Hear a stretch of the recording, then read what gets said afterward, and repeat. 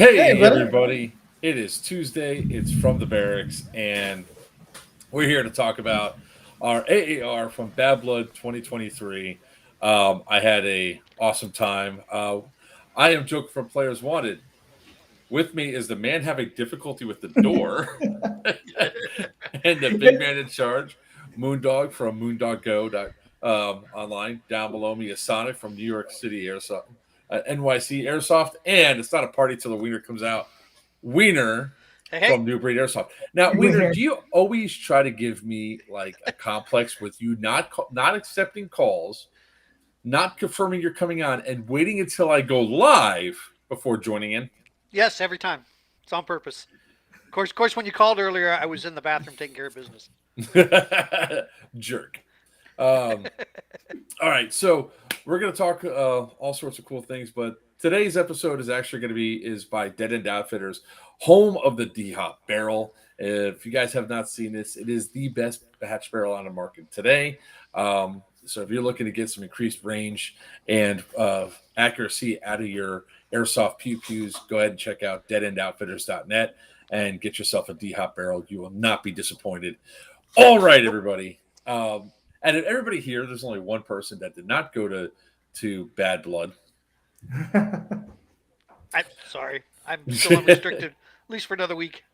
But hey, how's everybody going? All right, so we got Edward.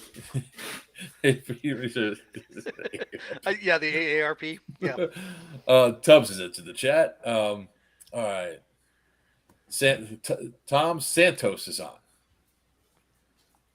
Oh, hey, how's it going, Santos? All right. So let's go over this event and let's talk about the good, the bad, the ugly, and then the fantastic.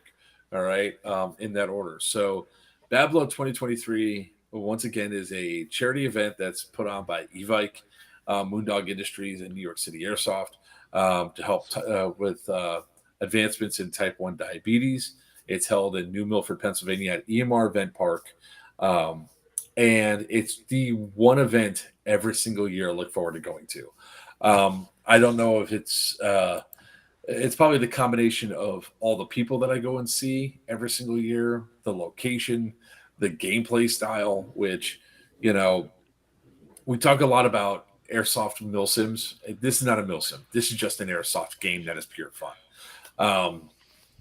There's Buck creeping.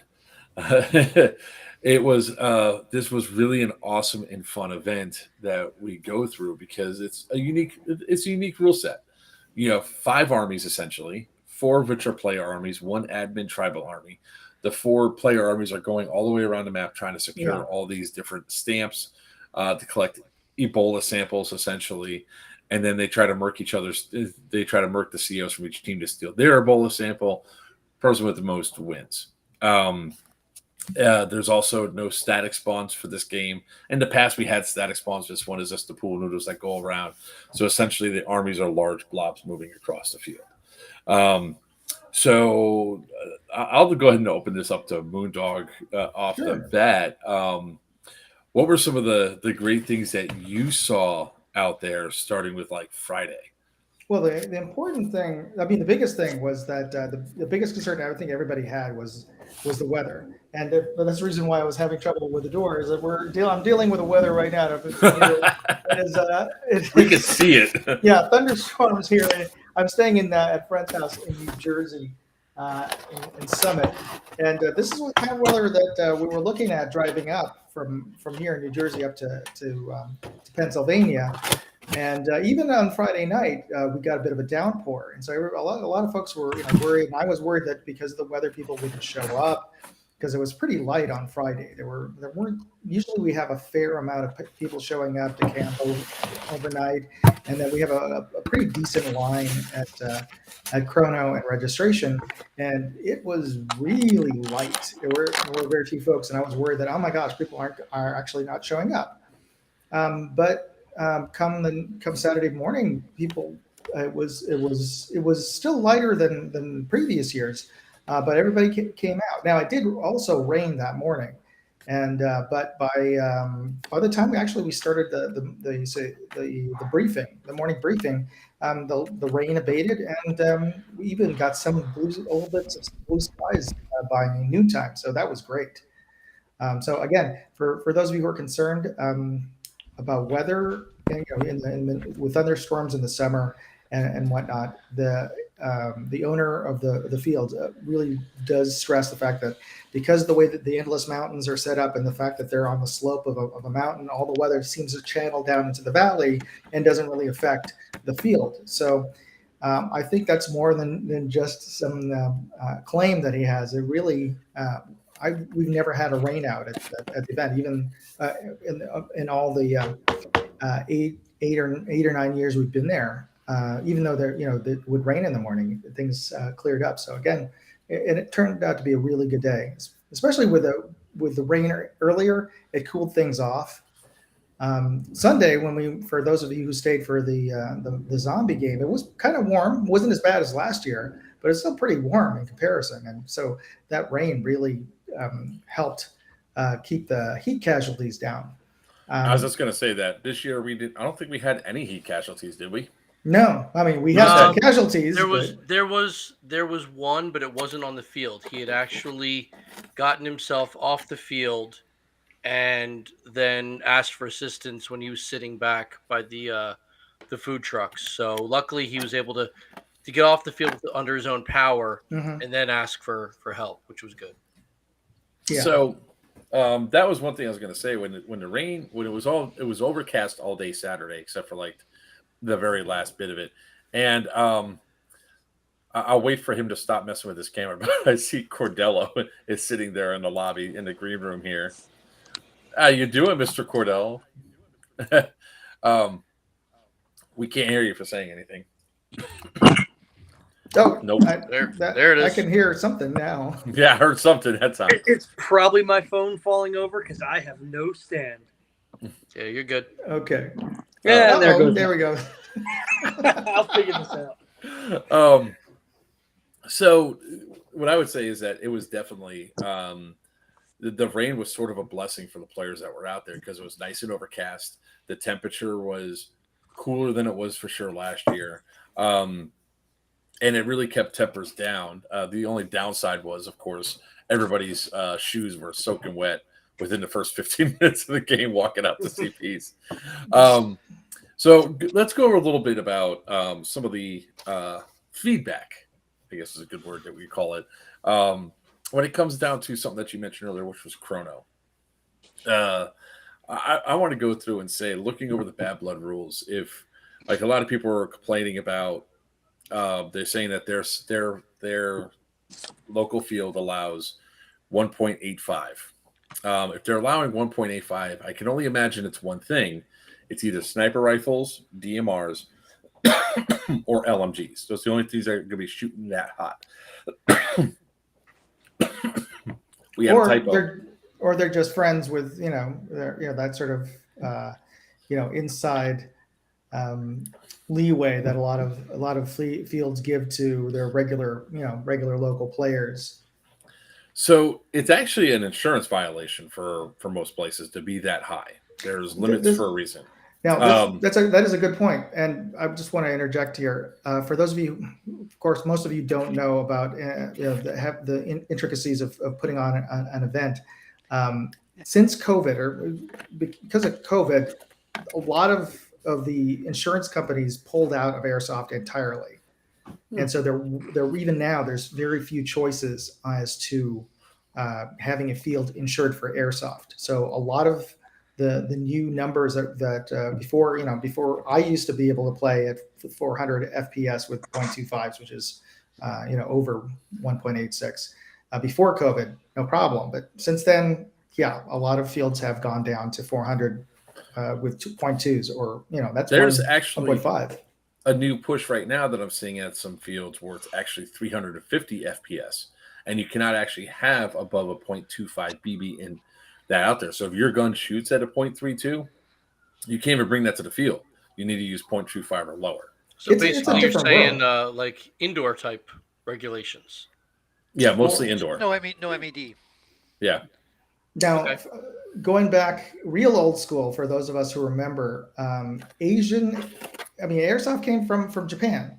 In Japan, it's a 300 FPS limit with .2s, and all the guns, somewhere around 2005, 2007, the Chinese companies like Sima and AAK started coming out with pre-tuned up guns for the U.S. market and started ratcheting it up from there. But originally, it was 300 FPS, and that I think that even was the case with a lot of other countries like the UK. Yeah. Followed that. So Yeah, for those of you who are Europe complaining follows that. about that's too low, that's the rest of the world is much lower than we are. Wait, are you trying to say the rest of the world is safer with firearms? Well, I guess if they Apolitical. consider these Apolitical firearms. stream. Cordello, no. So when it comes out, when we saw the stuff that was going through, even with that 1.56 joules, the fact that we allow full auto for everybody, with a 15-foot MED, we still had people that were getting injured, and we're not talking about minor injuries either. One of the tribal admins had to pop a BB out of his arm. Yes, some You other don't want to guys see that. You don't want that happening to you, and you don't want to see that. Mark Thomas says, I was thankful not ending the weekend with near bleeding welts. I agree with you. As somebody who usually takes the brunt of almost everything because I go running in stupidly in front of everybody because I like to have my giggles and my fun. Best way. Especially during the Dead Blood game, as soon as we saw the rule set and we saw the joule limit, because the person that picked it up on it was actually Che, one of my teammates that I brought up. He was the guy running Chrono. Dime Mask kid. He was the one running around on Marxist with shorts on. He's like, 1.86, is this 1.85? Is this right? I said, no, it can't be right. And we had the conversation. It's like, oh, it's supposed to be 1.58 because of safety. So if you guys are upset about it, we're sorry. But just understand that we took a lot of the feedback, and Moondog and Sonic are having discussions right now of what to do for the future. For this particular game to ensure that we can still have full auto and all at the same time be safe. Is that a fair assessment, gentlemen? Yeah, I regret that for those of you who came out to the field, with tuned up guns to go at 185. But I'd rather take your ire and your scorn for and I'll take all the blame for that. But I'd rather take that than have folks, kids getting. Well, I'd rather have that than have kids get hurt. So I'd rather have that than somebody's iPro failing. Yeah, failing Because they got- iPro and at best scenario, fist fights because somebody's just getting hurt out there. Mhm. So yeah, yell at us. We screwed up. We made a mistake and we didn't correct it. But don't go out there and everybody you're shooting at is screaming about how you're hot and it's hurting and people are getting bloody, and like Joker said, eye pro failures, ear pro failures, mask failures, because those mesh masks, they're fine, but at a dangerous velocity, dangerous energy level, it's going to break or it's going to splinter the BB or something. People are going to get, all the safety precautions we try and put in, somebody's going to get seriously hurt. I don't know if there's anybody ever had a mesh split, the BB split on them and get it in their mouth or eye. It is not fun. Like I said, I The good old days. play at Miami Airsoft. We have 400 FPS with no MED, and the Miami Machismo. I've been full autoed with a zipper before, right inside the face, and it punched right through the mesh. Wow! Like not only was I getting splinters of BBs all over me because they were shattering, but it punched through the metal, and then that person got tackled by somebody else, which was fun to watch. But you don't really want to have that on the field. It's I think this game is one of those games where we have the most amount of new players come out. There was a lot of people that came up to me after Bad Blood and after Dead Blood, both games, talking about how they liked this, and then they were asking questions about other events Hmm. because this one is not milsim heavy. So a lot of the hardcore milsimers don't come to this event because it's not a milsim; it's an airsoft game, which a lot of people just can't sometimes wrap their head around. I mean, we try to give some aspects of it. Like we wrap it around a realistic storyline. We try to keep everybody in the same loadout camo wise, and we're complying with all the big milsim games as far as FPS limits now. So in those aspects, yes. Lando, it's actually easy to calculate and go through. I mean, the chronos do all the work for us. The fact is, there was a transposed number. Sometimes when you're typing, you just don't see it, and all of us missed it. But And also, so we FPS at 400 for a .20 is not the same as .32 at 400 FPS. No, not even by far. Not even close. But we could post up the equivalent in whatever weight for standard weight that most people use. I mean that's what we can do in the the information. it's not going to hurt us to put like a simple conversion chart in the reference guide of the player packet that everybody reads. So they're all over online. I was just looking Yeah. at one. Yeah. Oh yeah, but I mean that's just it. Every player who was on the field said that they read the player packet. So there's no reason that next year they shouldn't see a conversion. They said they read it. But to your point earlier, Joker, I was surprised when we asked how many new players had come out. It was almost half, or at least a good third. Yeah, I was actually surprised by that too, with the amount of hands that went up. Well, that's great. People actually. who just it was great, and I knew that they were going to be in for a really good time. They also probably had no idea what they were about to get into. They also had a large amount of people this was their first event, period. Yep. Of those people that came out. Yes. It's a great entry level way to start going to events and to get some aspects to it. When I say we don't play this as a milsim game, it doesn't mean there's not milsim elements to it. Obviously there are, but the reality that boils down to it is like the guys that were on Marxist, that were the operators. They were funny because they're trying to have us move and everything else. And here comes me just like, move.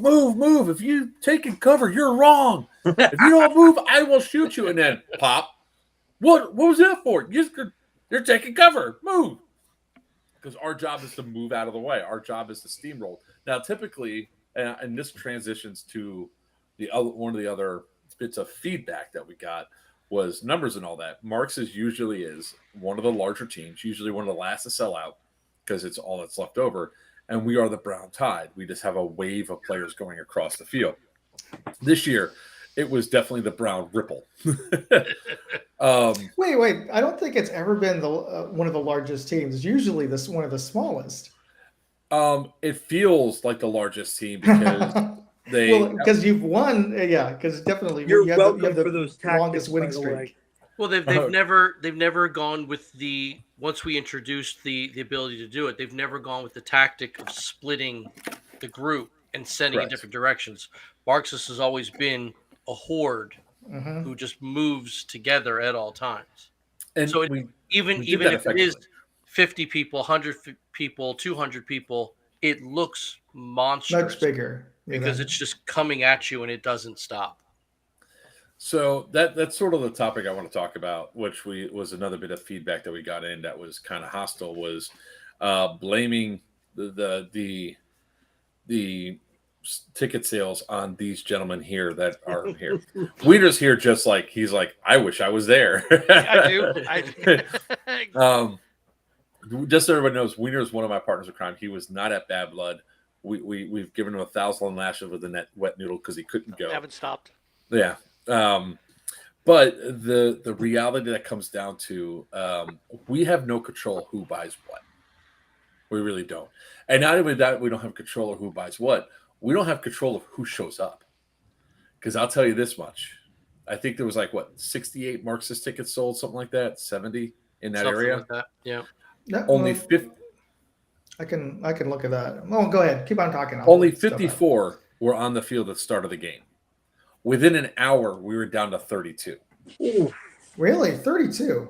That's how we had, and we maintained sometimes we dropped down to 27, 28, but we pretty much maintained between 31 and 35 up until the very end where we had 31. Well, then I totally understand why you're saying that felt like it was much. There was That's why it's a brown ripple. yes. There were 91 Marxist tickets sold. Okay, 91 Marxist tickets sold and only 54 showed up. Now, part of that was probably in relation to the weather, like we discussed earlier. Mhm. We can't force people to show up. Now, if all the Marxists showed up, that was pretty much on par with the other teams. I mean, we still would have been outnumbered, but we would not have been outnumbered on a factor of 3-1 like we were against Green's Army. And it's not a negative. It's just, how do you adapt? And also on top of that, RCO for Marxists didn't show up either.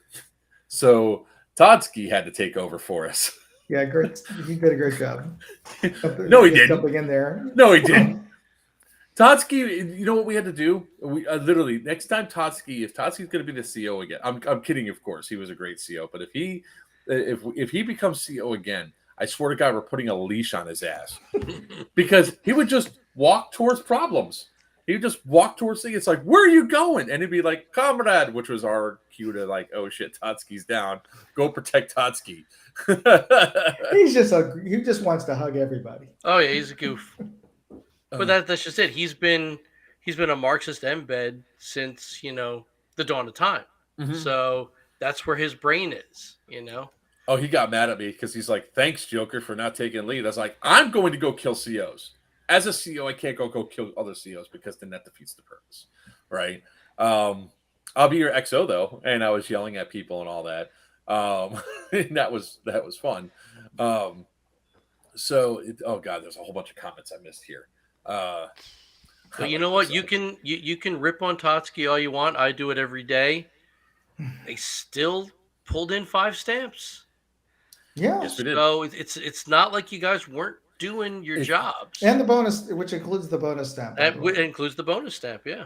So I'm going going from point to point, but I'm going to stick on this entire thread. But the fact that we can't control who buys what, who shows up for one. Really, don't blame the event producers for that. Please don't. These guys, Moondog and Sonic, they do not deserve to have that stuff leveled at them because honestly, they're trying to put out the best game possible for you all, and we can't force people to go through. Next time, we'll try a little bit better of promoting the event and making sure all the teams sell out, so we don't have a problem. Ow, Cordello, Jesus! What I do? And we may try. You thumped your mic. Yeah. But yeah, let's talk about the start of the game, right? Because we go out there and we run into Deus Ex almost immediately. We get our stamp, we beat the tribals, and then we move too far away from the stamp, so the tribals are like, we're just going to go respawn now, and we're going to be right behind you. Marx's is right in front of you, or Deus Ex is right in front of you. We're being sandwiched in between both sides, and we're literally like 52 deep, 54 deep, and we're like, we got to go that way. Ultimately, Marxist did. We all had to pull our dead rags out, and we had to dead rag walk away and get out of the two things because as soon as the tribals came up, they weren't being merciful. They were lighting us up from the sides. And for the first hour and a half, a lot of the Marxist players were getting frustrated because everywhere we moved, we were surrounded every time. And it was like, move up and die, move up and die. But the problem that was coming up was what I think one of the things that can come out of the AAR is we have to reinforce you cannot shoot into the triages. People need to be able to get 50 feet away from their triage before you engage them. And the flip side is a couple of the factions, as soon as the triage started, they started shooting immediately. So that sort of reinforces the idea that, as soon as you see a triage, there's people that are going to be shooting from that. So we need to reinforce from the embeds to warn players, get cover, don't shoot immediately when I call respawn. Yeah, the respawn should be an immediately. It should be a call basically for maneuver, not for fire. Yeah. So, I had that a couple of times where I had to tell my guys, I'm like, here's your options. You can run in an opposite direction, get away, then get cover, then fire, or fire from respawn, and they're going to just light you up the whole time while you're here because what do they know? They just see you as an enemy. I think what we should tell the pool noodles in the future is have them move up 50 feet because that's typically where when you hit when you say go, players are going to run forward. So what the noodle should probably do is walk up approximately 50 feet, turn around, and then say go. And when they get past the noodle at that point, then they can be fired upon. It's a better visualization because then if they're shooting at players behind the noodle, they're wrong. That at least gives them ability to move. That could work. Yeah, you know what? I want to also bring up, I don't know if this is an appropriate time or we can do it in a little bit, but there's a new triage rule that I was working on over the weekend. I don't know if it's a good time, but it also hooks in with the revised map that I sent you, Joker. Did you get that? Yeah. Hold on a second. I'll pull it up. So I, in the after action we had immediately after the game, every game afterwards, I get all the game COs and the embeds together, and we talk about what went wrong today, and to try to fix safety issues and things immediately so it's fresh in our minds. And one of the things that came up this year, and also last year, was the need to restrict players from going into the gorge, the ravine area to the right of the hut that's in that little valley there, because it's just too steep. This year we had a player injured when he tumbled down the northern part, the more steeper part of that slope. And we also had the same issue. Was it last year or the year before? Was another player also had tumbled down that area. 2 years. He had actually fallen to the south of what we have on the map there as Skull Canyon. He had actually tumbled down a hill. Nobody realized it was as steep and as deep as it was. And just like this year, he actually had to be winched out. Mm-hmm. So, yeah, and that's mostly down here past the water station. Right. Or right where the water station is. That's where right at that water station. It just gets steep, and then the path winds around it, and it's gnarly. So we're going to work with the field to mark off that area. It's just too dangerous. I mean, we kept it open for folks who were a little more methodical. We thought would have a little better judgment as to which direction they can go. But I think we're going to have to cordon off that section, that corner of the map, just for general safety reasons. But here's an idea that I was having about the triage, the mobile triage. And what if we only allowed the triage to be located within 1 or 2 grid squares from the border at any time? So that would two things that would do. One, it would make it easier for players to find their triages moving around because it's not going to be in the center of the field. And 2, it would alleviate some of the issues with triages moving too close to objectives and pinching in on forces in the center. And if you notice on this map, I've moved the starting locations of all the teams over to the right of the field. So I have a couple of comments on that personally. Marxists would not have been able to do the job they did if they did not have that mobile respawn be able to move as freely as they were. The biggest problem that we had was always we were outnumbered and we were sandwiched. So by putting it into areas that are like here, 2 to 3 grid squares, it cuts out a huge portion of the field, allowing them to move around. No, wait, I don't understand how that would keep you from moving around, because now you don't have some other team's triage in the middle of the field blocking your way. You understand what I'm saying? Because they're also going to be over at the edges of the field. Oh, okay. You're saying a 2-square grid around the triage as a bubble. It's if every team could only put their triages or move the triages along the perimeter. Oh. So you'll always respawn from the border somewhere, depending on where your triage is. But none of the triages will no longer be in the center of the field. So you won't have the situation where a triage is right next to Skull Tower or right next to Fort War, and now you can't maneuver out of there because the triage is in your way.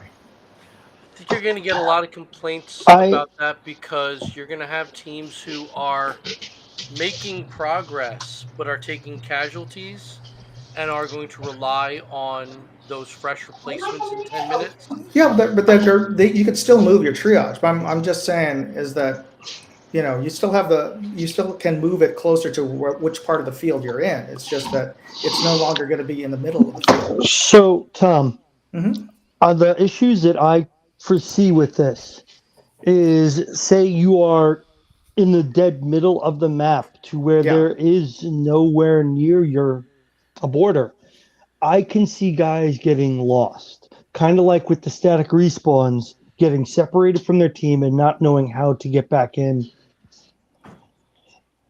Like, and especially if your team is down south, you don't want your mobile triage down along that ravine area because they'll never Yeah, get that's. out. I was just gonna say, like, if you have your mobile respawn, if this is the new border right here, this line, Mm-hmm. 2 over is literally Skull Tower from the line. If they're down here in the graveyards inside that ravine area, you have people going up and down, killing their legs. Same thing down here. Like, if we're talking about, is this white line that you put in a trail, or is that going to be another border? No, that was a trail. That was Okay. a line for a So trail. if you think about here inside the eastern jungle, that's all ravine along this side right here. And if somebody's mobile triage is either up here because they're trying to go down, it's one of those things. I don't think it causes too much of a problem. The only reason why I think we had a problem this particular year was that we had new people on the mobile respawns that were not paying attention to where the other triage was, and then they got sandwiched that way. But we did our jobs as embeds, pulling out stuff. Say, hey, you guys have to go that way. We're going this way. We just can't fight at each other because we're literally respawning within 50, 100 feet of each other. Okay. So, I mean, it's what we need to do is don't you know how we had our staff meeting? Yeah. We need to have a triage staff meeting. We need to have a meeting with everybody that's on staff and helping out with that, like embeds or whatever. Anybody that's holding that pool noodle needs to be on the same page and understanding the rule better is what I would say. Because if that happens, then we don't have the issue. But there's another person that's been coming on who's going to talk about Dead Blood in a minute. So let's go ahead and bring Skittles in here. Another one of my. Besides, she's the one that's easy on the eyes. You know, she'll keep the viewership retained here. Not sure I like it, but okay. My beard is wonderful. Yes. My hair isn't, but my beard is. All right. The best thing about the weekend was Joker taking his shirt off and shaking it.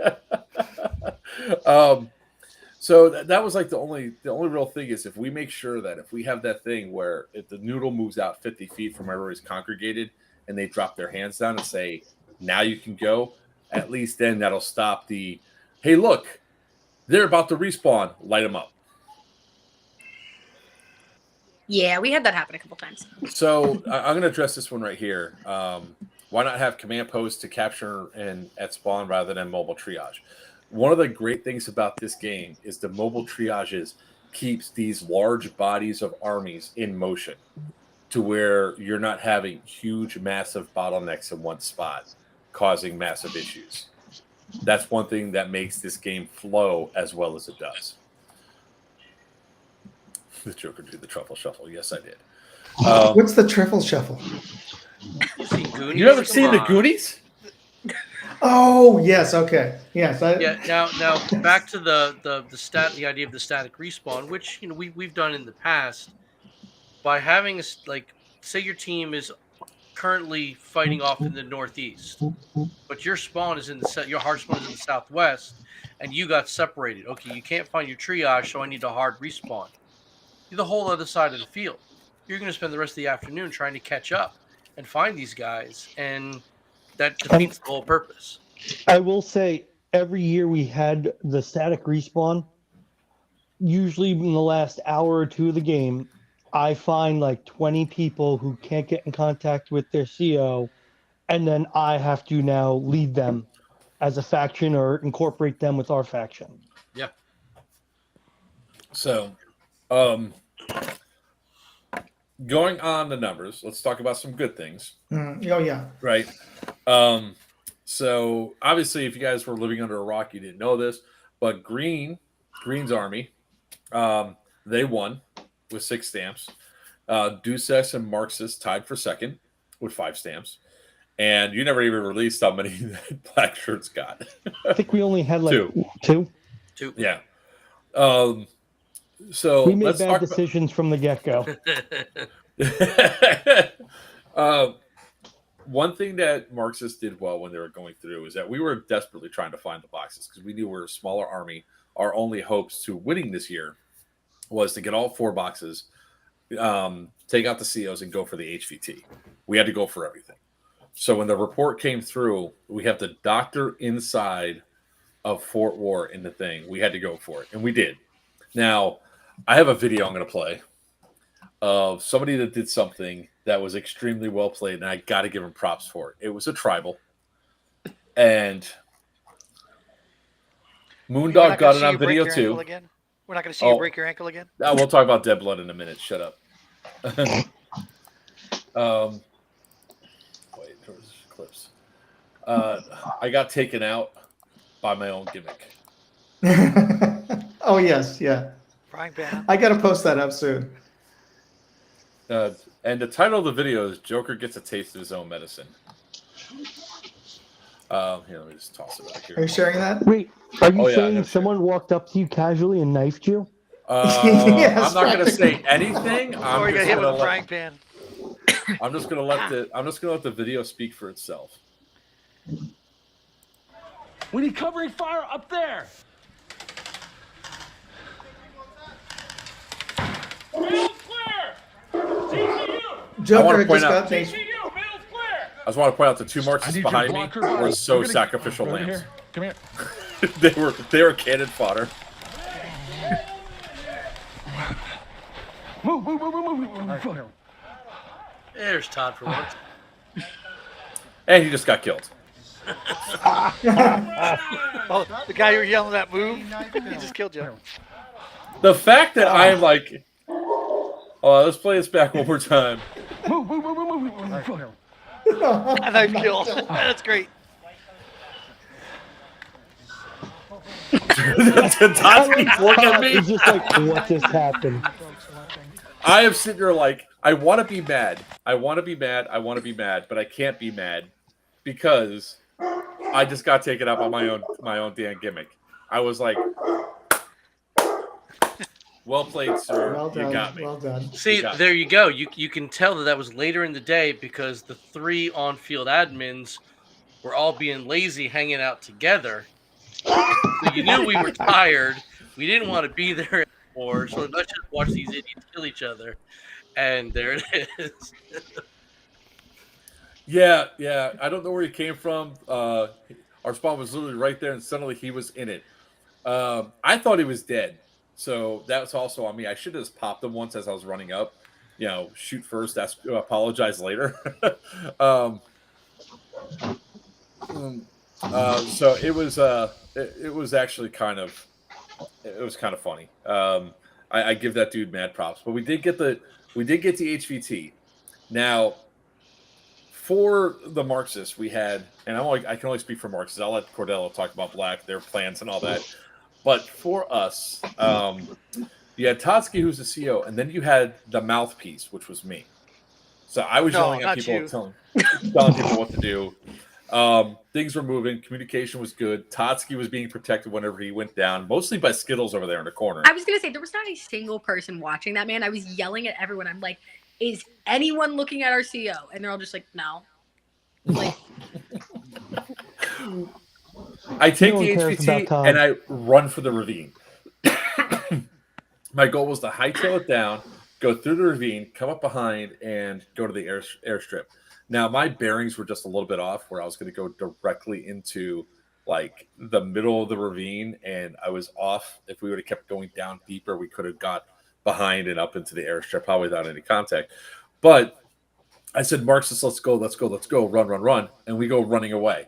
When we go running away, evidently there was a whole bunch of 2-6 that did not want us to do that, and they just started shooting every single Marxist that was there.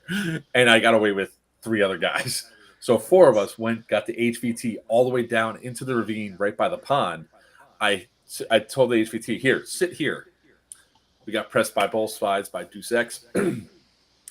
We ultimately taken them all up, and we all died in the process. So we're just sitting there waiting for one of the guys to come back, and I decided to sit there. That was your niece, right, Moondog? That was Yes, HVT? yes. Yeah, I was going to leave her there by herself, so I sat there with her while I was dead. Just be like, you know what? You're not supposed to move because you're not being taken anywhere. I'm just going to sit here with you. And then some Marxists came back, so I went to go respawn, and then I grabbed the rest of the Marxists. We went down, we pulled them up, and then we went CO hunting. We got green. I didn't get green because my gun jammed. Brad is so lucky my gun jammed. Just saying. But it was one of those things. It doesn't matter how big your army is. It just matters of how well you guys work and go through and play the objectives to the best of your ability, which was sort of my point I was going with all that. The fact that we were outnumbered by a lot on every single team, we still came tied for second place. Love you too. So, Brad, it was, again, the cool thing about this event is there's not a huge amount of cheating. Tempers flare in the afternoon at the end of the day, but that's every game. And it's just, you don't have to think about it. You just have to play, just run up and play and have a good time. There was a lot of good moves where guys came running through, flanking, like, where the hell did you come from? All right. Then you have Todsky running off on his own and, having to be saved. There's a lot of sportsmanship where, like, especially, I've always done it for years, and I love watching it happen, where you see, like, really good standoffs kind of thing. 2 guys trying to take out 2 guys, and they're at it for like a good 15 minutes. And then finally it ends. One of the little teams wins. They'll actually stand up, shake hands, and congratulate each other. Like, the sportsmanship just makes me so happy to see that. Like, yeah, everybody wants to win, and that's fine. But enjoy yourself in the process.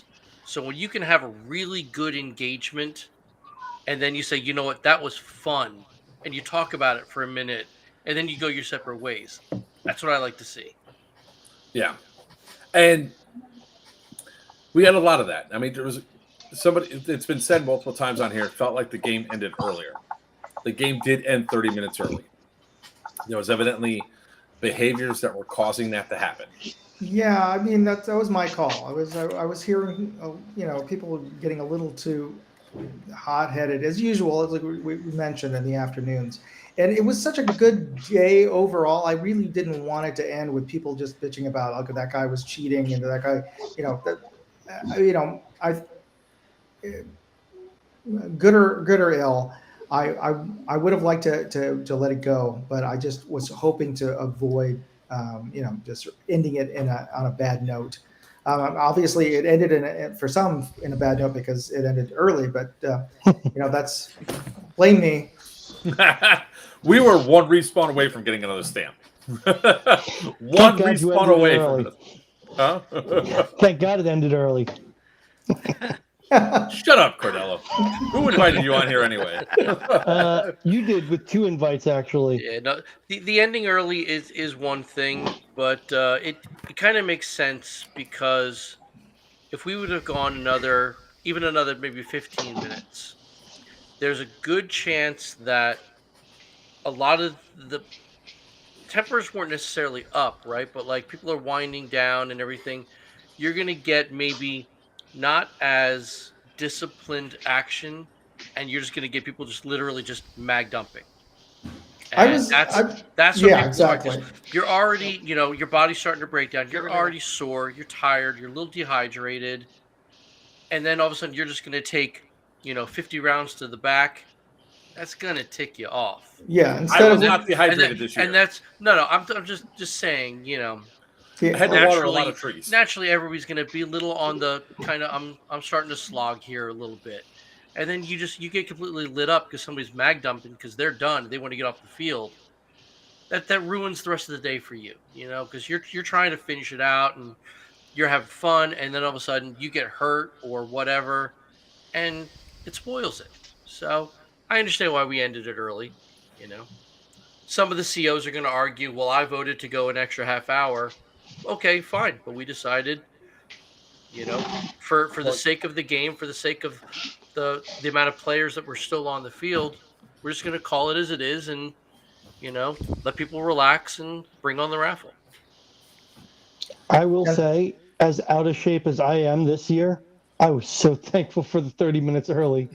I was like just barely standing up. I'm like, oh, I didn't realize I was just out of shape. Oh my gosh, this last kid did me in. So I will say this: Deus Ex talked a whole lot of smack that I was not going to walk in and kill their CO this year. Fail. I walked right in, made eye contact with Mom, and went right to the CO and put my arm around him and said, "How you doing?" And he goes, "This really just happened?" Because I thought this wasn't going to happen this year. And my stamp was in my bag, so we set it up later on. But that was a great moment where I was just like, "Ha ha, gotcha!" Almost did it the black shirts, but I got shot too close. Almost did. Oh yeah, they were looking for, I think that was game plan, was don't let Joker in. Oh, they didn't shoot me. A green dude shot me from the other side. Oh, okay. And I kept walking around, and there's Cordella's like, ah, ha, ha, ha. I was like, I was coming. Can't get me, Mark. Who said that? Because that's just going to be a goal for next year. I almost got green CO, except my gun jammed, and I got that on video. I'm sitting there like, no. But this is the fun that we have for the event. So you guys got to think about if you're thinking that there's a lot of negatives from the game, try to focus on the positives. Now, you got lucky, Carbon. I didn't recognize you. That's all it was. But let's talk. I mean, there's other things that are outside of the game's control. Moondog, Sonic have no control over the condition of the bunkhouses, condition of the structures. That is EMR, right? And I talked to Tim after the event. I've been talking to him, all through the year before then, and he's aware of that, and that's one of the things he talked to me at length with after the game, is that they're actually changing how they're going to be running. They're going to stop most of the weekend airsoft games over at the property, is what he's planning on doing. That way he can concentrate on repairs, because you can't do repairs on a place when you're actually, having people, playing there. So that is on his agenda for sure. Just make him wear hard hats. He'll be okay. He has a day job, right? I believe so, though I don't know exactly what that is. For a weekly job, yeah. But on the weekends, I won't speculate on that, but but I know that he's a lot of the things that he wants to do are towards the weekends, and you know how that is. And nationally, it's hard to get a lot right now. It's hard to get help, to hire folks, and especially in that part of the country, everybody wants to work in the gas industry, in the fuels industry, because that's where a much higher higher salary, even hourly salary is. But that's one of the things, the challenges. You can't run most airsoft or really it's a paintball field. Most paintball doesn't happen during the week, so a lot of the things can't be done while the place is actively being used as a paintball field. Yeah. And so really, guys, we have no way of controlling or doing anything about the bunkhouses. This is all on Tim. So my advice, when people ask me, what do I do? I'm not disparaging anybody, but I say this is the reason why I have a hotel. I'd rather drive the distance from a hotel to make sure that I'm comfortable and everything else. And I like showers, so Yeah. And just so you guys know, that Red Roof Inn in Binghamton is actually not bad. no, Wait, this is actually where? really In Binghamton. I Let me look up it. Is it Johnson City? No, he said Binghamton. I do it on purpose. Binghamton. Yeah, like camping is wonderful, and I'm glad that some fields offer it because the amount of players coming in, it does reduce traffic and all that, and it's great. But if you're not happy with the accommodations, you're free to make your own. It says that's that simple. You can get you can purchase an inexpensive camping spot and set up a tent, or you can get a bunkhouse and deal with the conditions of the bunkhouse until they get repaired, or find your own way. Rent an RV, rent an Airbnb. These are all options that are available up there that are actually kind of affordable. Or Especially pump if up it's a team splitting. Yeah. And Or if you want to just pump up an air mattress and stick it in the back of your SUV. That's what I always did. and we said this every week during the ramp up to the game. The amount of the price tag for this game is a fraction of the big milsim games that are happening the same weekend or the weekends before, with less people and less things to offer you for fun. So spend the extra money on a hotel room, a motel room, whatever's going to work best for you. You actually can rent campers that can be delivered to the site for you for about the same price it would be. Yeah. I forgot about that. Yeah. Yeah, I did it with I think it's RV World or RVRentals.com. I did it for Crescent quite a bit. And they deliver it right there. And if you have all your boys stay inside there instead of staying at inside the bunkhouse, you're paying. I mean, you guys split it up here. You could do the same effect, and I don't know how much the bunkhouses were, but probably close to the same cost. I think well, I don't know, but Yeah. yeah. Yeah, I mean, it's nice if you have the option. You have options. So, I mean, on a whole, guys, let's be realistic with the stuff that's here. This is a charity game. The field gets their fee for having us out there, which they need to because of all that. They have costs that are associated with having us out there. There's staff that's out there. Their medical staff that's out there. Insurance, porta-johns. The insurance, porta-johns, the whole 9 yards. I didn't get a paycheck. I mean, you didn't. By the way, oh, I did. I want to triple. I want my salary triple. Okay. I can do that. Hey, quick question about the porta-johns too. Outside of the two that were right by Chrono, are there any more on site? Yeah, they're up there by the campsites. Yeah, there's more up in the campsite area. Yeah.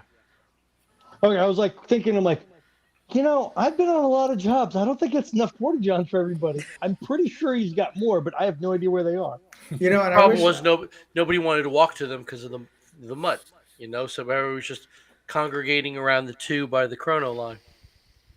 Yeah, usually he's had in past ones he's had 4 over there, but I think he moved the 2 closer to the bunkhouses. Yeah. But I really wanted to have Cardelis. I really wanted you to have a good chunk of time in the next live streams to go over porta-john etiquette for everybody. I know where this is going. Number 1, I'm a professional. The lid stays closed. Always. So many times I went in there, it's like, oh, come on. I do. By the end of the day, you just see me go, damn it, every time I walked in. Mm-hmm. I did it today at work. I'm like, come on, guys, we're construction workers. We know better. Hey, guys, just want to share my lunch with you all. See, I had corn. I could tell who's the alcoholic on the job. One of the things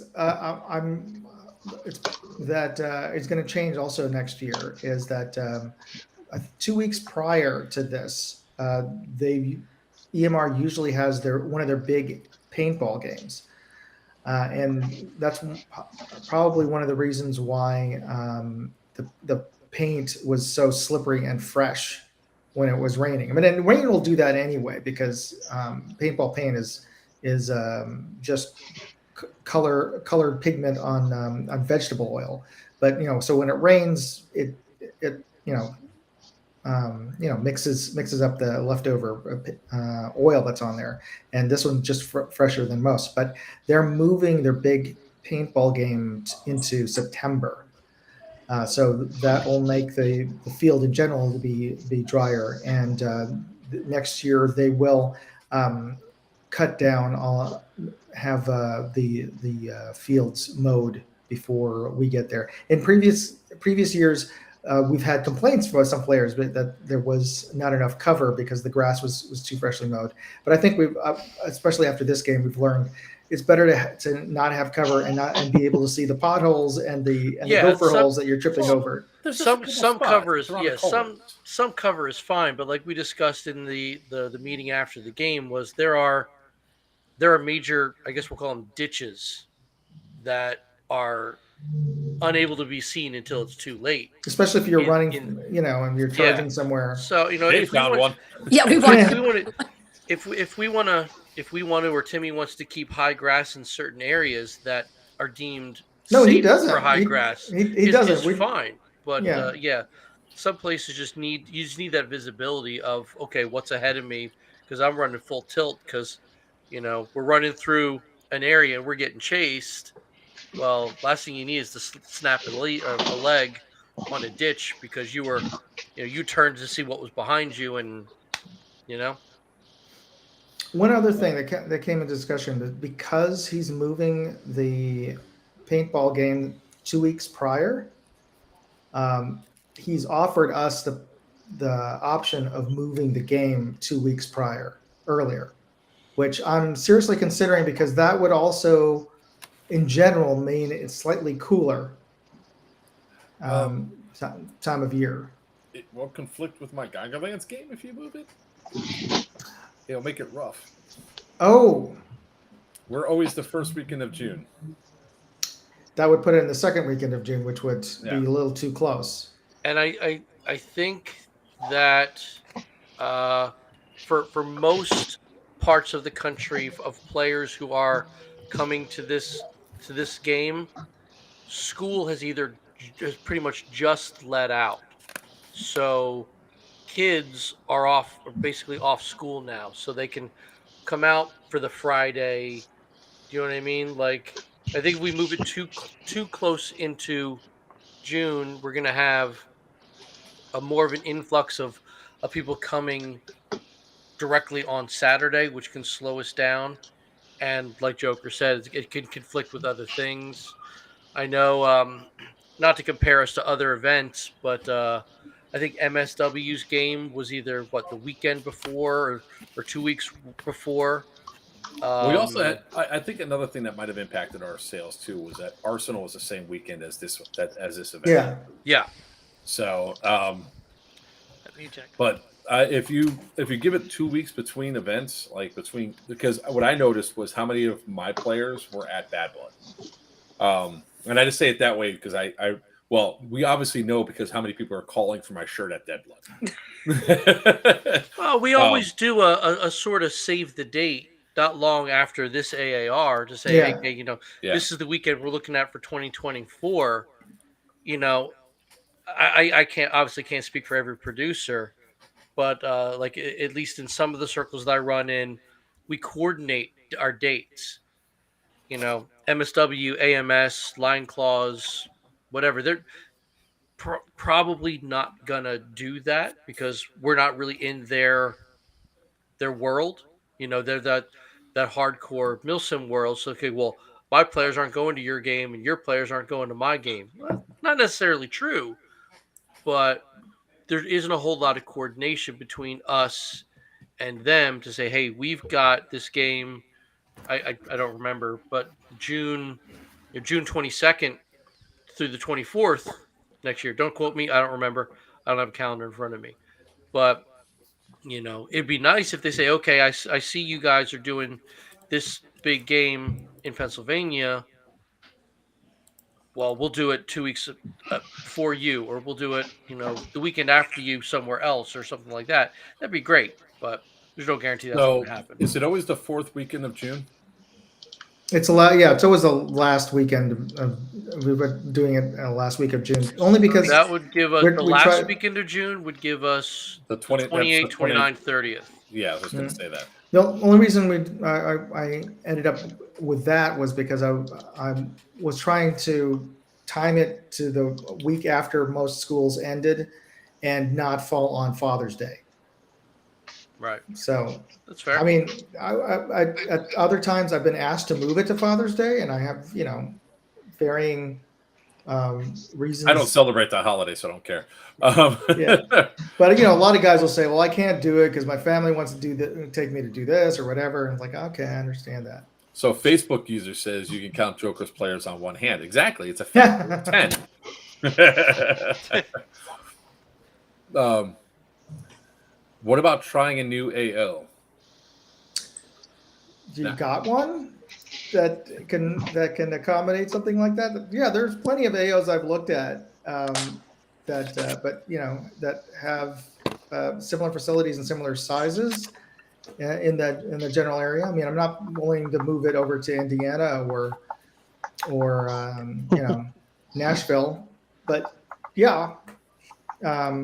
We moved it from a smaller venue over in the Hudson Valley over to EMR because we needed the larger size when we moved up from 300 players plus.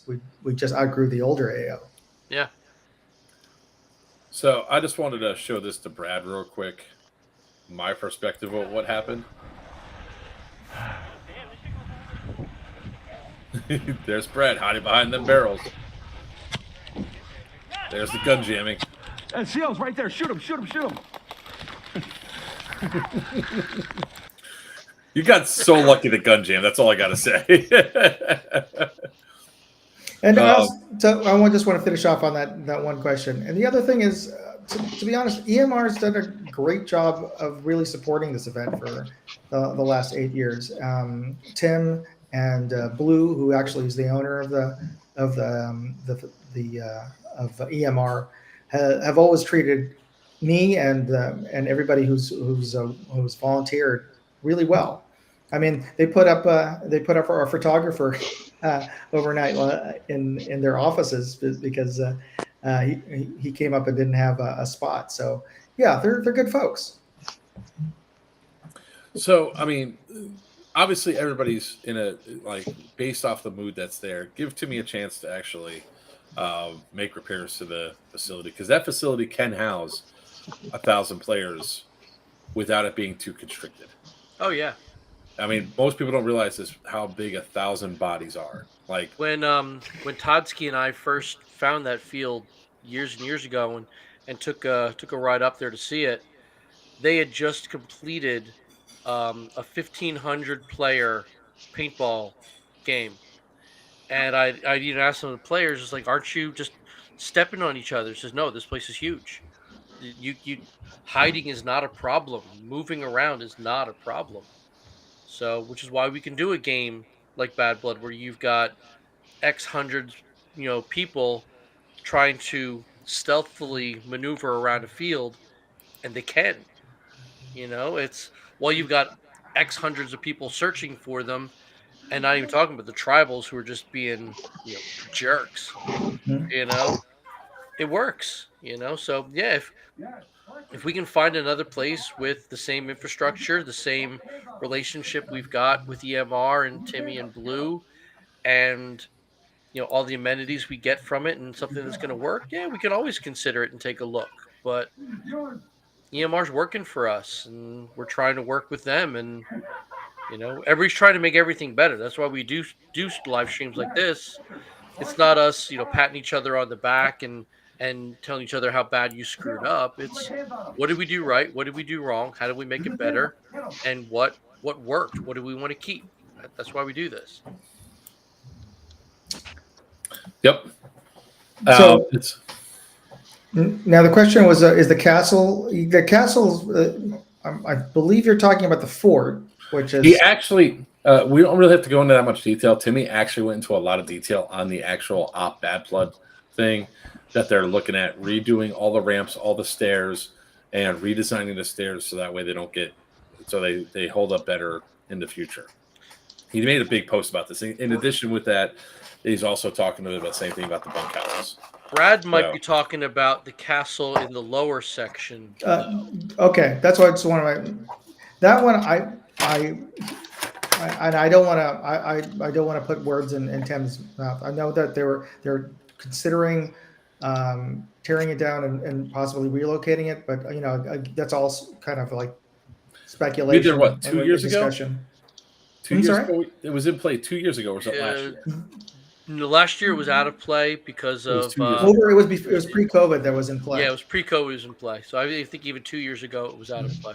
No, I'm pretty sure we were in it 2 years ago. Okay, I could be wrong. So the 2 years ago, it was, and this is not to knock the field. I want everybody to really understand that, but 2 years ago, it was it gave major cause for concern, at least for me.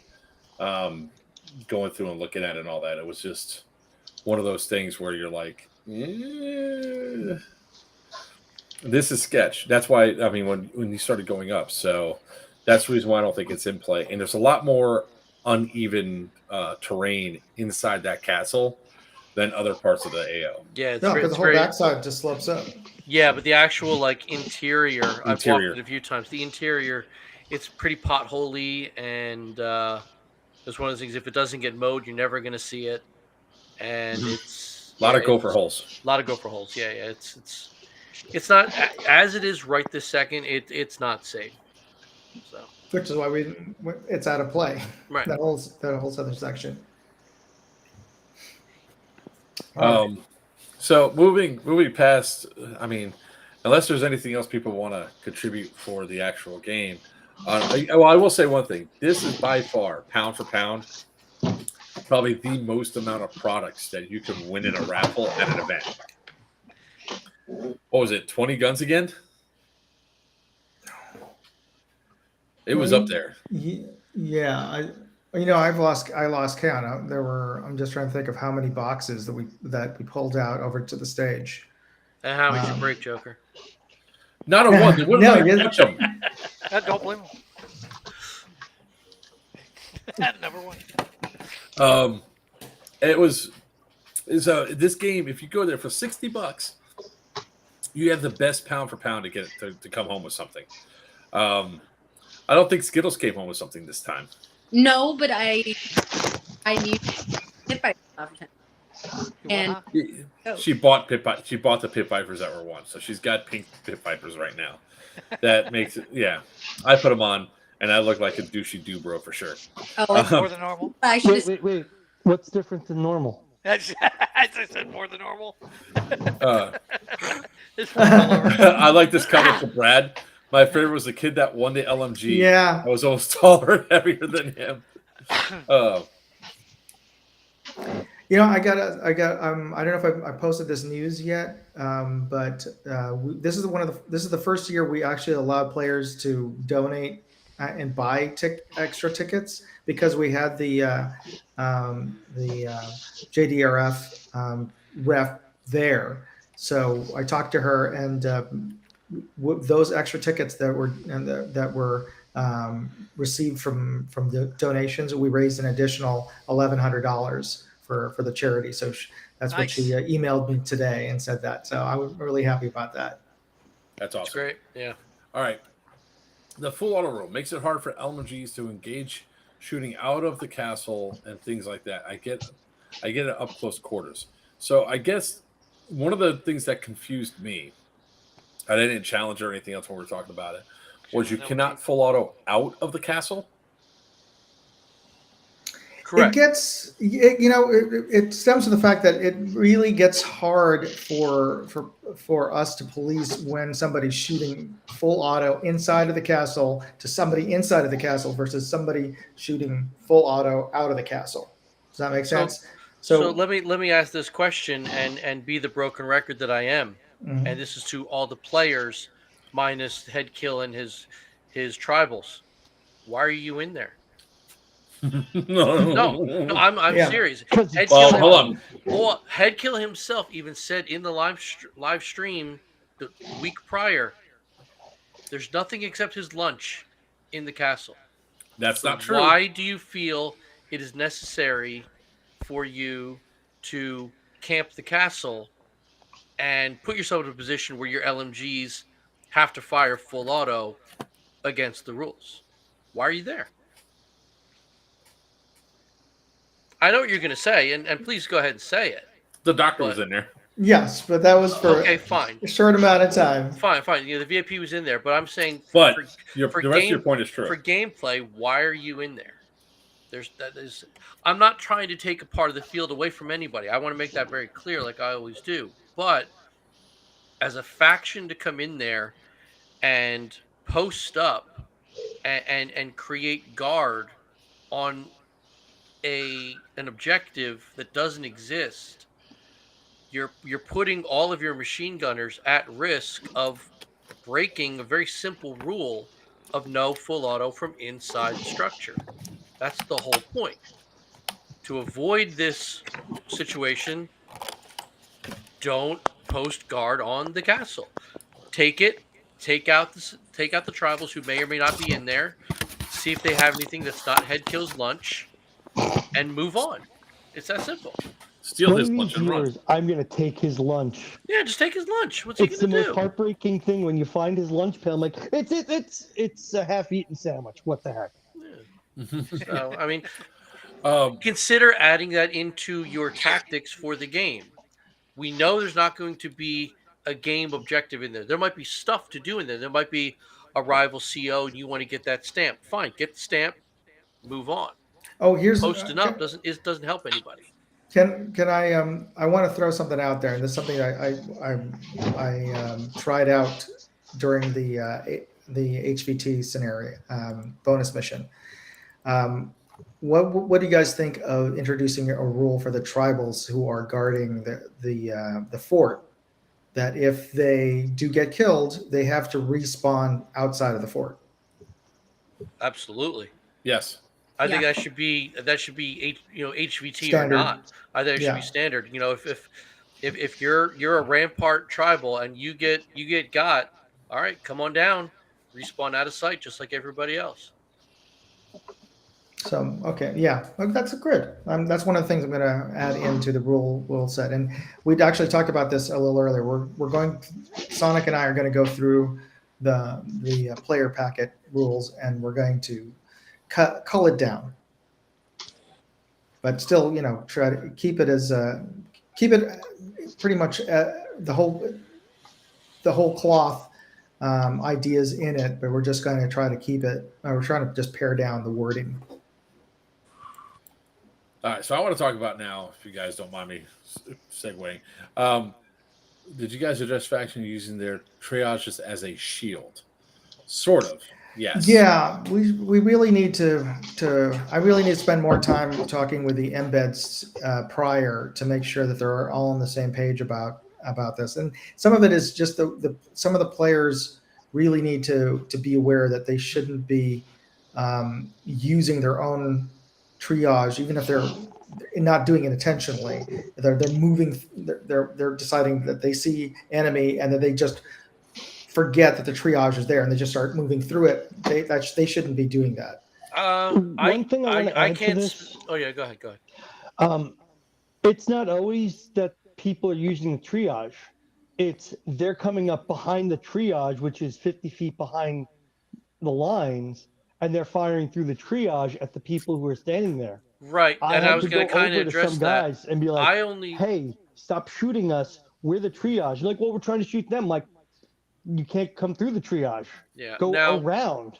you're absolutely right, but I did see on a couple occasions, and I did my best to try and stop it from happening, was where you had one faction who was literally engaging two different factions on two different sides, and they had their Hello, Marxist. triage dead center of both of these front lines, right? So as one, I'm going to try so you can see, as one side was taking casualties, they'd kind of move into the triage, right? So it looks like you're trying to an outside observer. It looks like they're trying to shoot through the triage at the team who's engaging over here, when they're not. They're engaging a team who's right here. Triage just happens to be in the middle, and there was no clear delineation of what was front line and what was triage. That was a problem, and I addressed it when I could, but they got themselves boxed into this area where there's only so far as they could go, and they didn't want to basically give up the ghost and move on. They wanted to keep trying to fight these two lines, and it wasn't working. So they were in this constant cycle of respawn, regroup the two lines, respawn, regroup the two Well, lines, you really don't have to blow and up it never PSX stopped. like that.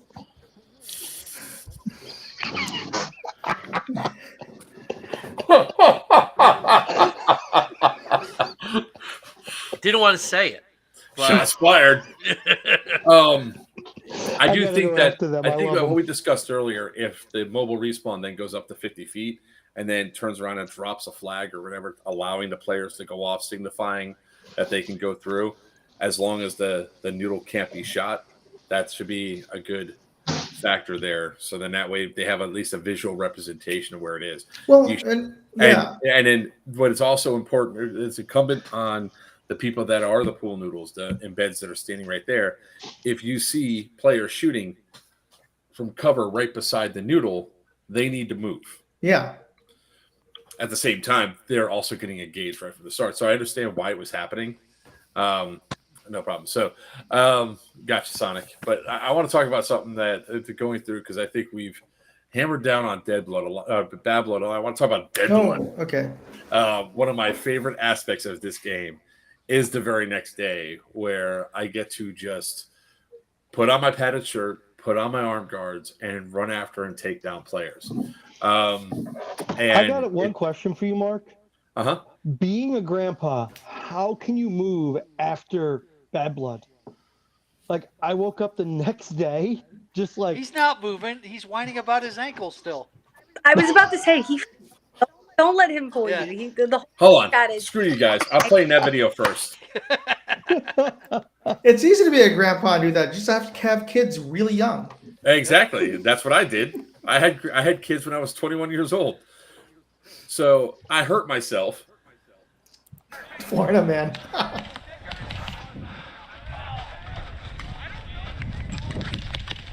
What's up? Oh, fuck.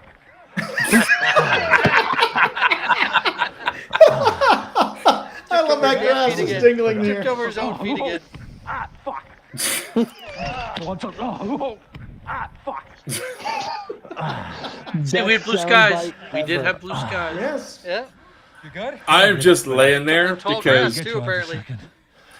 my leg You get it. it You did only the shot me same twice. thing that No, happened you at the shot me prison twice. at the Once in the mall. arm, once.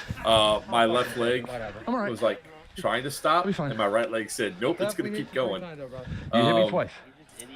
Well, that's because of all that tonnage you carry. He was I can just say waiting. that because I know. All right. So no. The amount of times we had to stop on the way home because he's like, my ankle hurts. We just have to stop. let's be honest too. Che also had to go pee, so I don't want to hear it. oh man. Gosh, one of these years, This was I a gotta great stay play for the by Sunday Gio, just Dead Blood to walking be a up. zombie. This I didn't see that Spider-Man guy during the game. That Oh, he was interesting. awesome. He was one of great. the first guys to die. So it was Spider-Man. Spider-Man was a zombie. Ooh, almost. He's running up with a dead rig. Well, we all have dead rags on because we signify. That's how we signify that we're zombies. Ah, I gotcha. 'Cause you got to be shot 3 times. There we go. I got lit up so Joker many versus times. gravity again. Yep. You I can't love it. run, you can't run. This reminds me of the first time I got to be a mutant at a I Fallout, twist my ankle again. watching the fear in people's eyes and they just run. Oh, This was this one gets better because they did a good job like last year of sticking together and trying to say the numbers and all that. So this video is not very long. It's only like 2 more minutes here. But they're right on the boundary, right? They're like, that's close. That's close.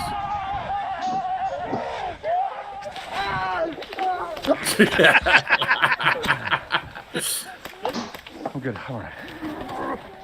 I'm like, this is what I'm injured, by the way. I'm gonna have a little seat right here. I love that everybody's into it, though. You got some people who are kind of hamming it up. It's great.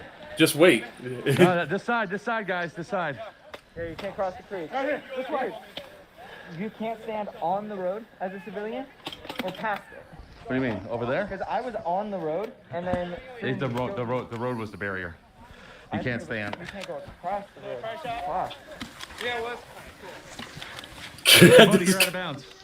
See, here you go. You see this guy here with the shotgun? The ditch is right behind him. You can't even see it until it's too late. This was the best moment of the first one.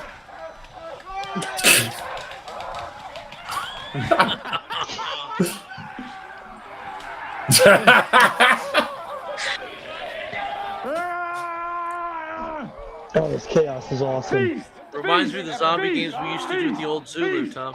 Yeah.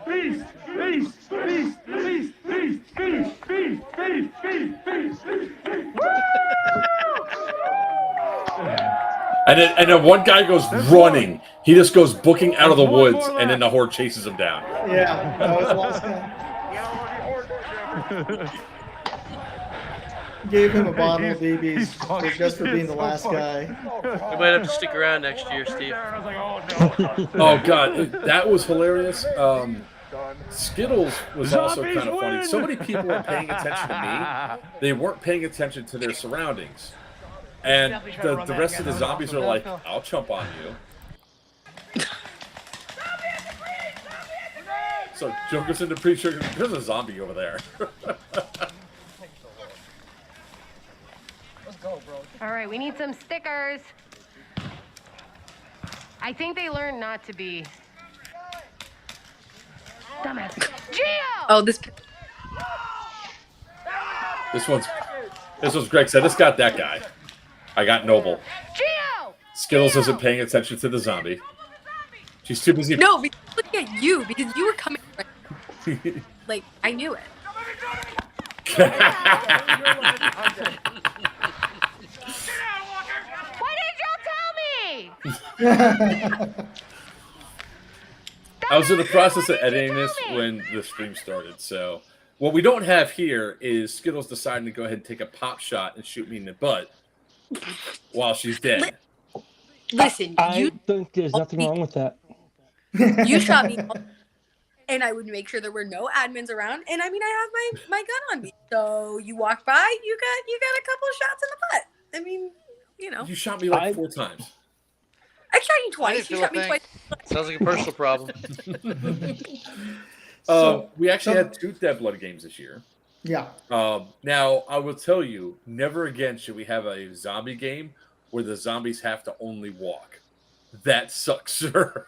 Okay. Yes, I realized that once we got in there, and it was like, oh, there's so many things that people could trip over if they're running. So yeah, we won't be doing that over at the Pines. People were again. still running, but I was like, I followed the rules, and then I'm like, this sucks. At one point, I somersaulted and rolled forward to get closer because I knew I was going to get shot. I got a shot in my ass for that one. But I mean, the dancing was distracting me a little bit. I distracted so many people so the zombies could take other people. It was absolutely fantastic. Which, whoever that guy that suicide bombed is, like, sincerely, like, I don't like you, and please stay away. Because there were 3 people watching Joker, which why anyone got as close to you as they did, I have no clue. I hear a bomb go off, and I'm like, if I look away from this man, I know he's going to run directly towards me. And then sure enough, someone comes behind me because everyone around me died. So.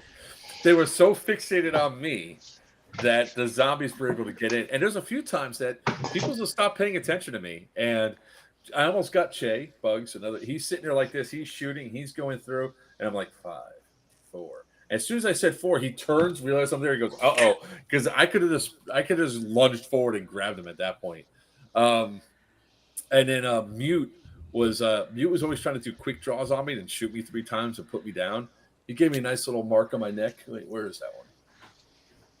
That's over there. It's right there. Yeah. Nice little mark on my neck for it. But he shot twice and then he was out of ammo. So then I go forward. He's too busy paying attention to me. The zombie comes up behind me, goes, "Free hugs," and grabs him. It was a good day. It was a good day. The thing I love most about Bad Blood is Dead Blood the next day after, because there's so much fun that has during that game. And so many people are like, "Why do you want to be a zombie?" I was like, I survived 1 year.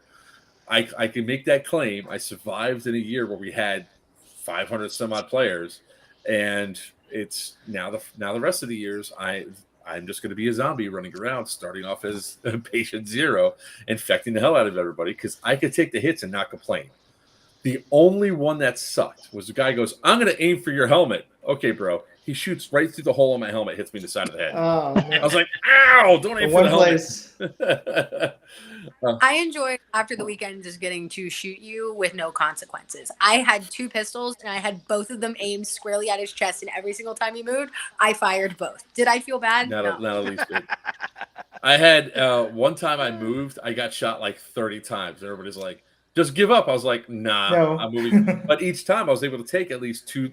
I would like do quick lunges. At one point, Sin started playing music like it's a Barbie girl. So I just Yes. started dancing, and I was able to back up while dancing. It almost got one guy. But the distraction was all the distraction. It's all about get the guard down. In the end, Devontae survived that one. He was the only survivor. I still think he stepped out of bounds, but Devontae did win. Hey, so Sonic and I have to drop off in a minute, but I wanted to thank Joker That makes 3 of us. for having us on and letting us hash out some of the issues. And we're trying, and really this was our every year we make a wholehearted attempt to try to improve the game every year. So yeah, and I want to point out that we do see all of the comments and the suggestions and the gripes, positive or negative. Even the ones that could be a little off base, a little more attacky. We do see it. We do consider it, and changes will be made. Things will stay the same, and we're doing the best we can. Also, don't get offended if your advice is not taken. Like in this chat right now, you have 4 event producers that have hosted and put on multiple events. I really, it's like one of the things that I really want to tell people is like, look, I understand your concern. Your concern is addressed. It was considered, but we might not adopt it.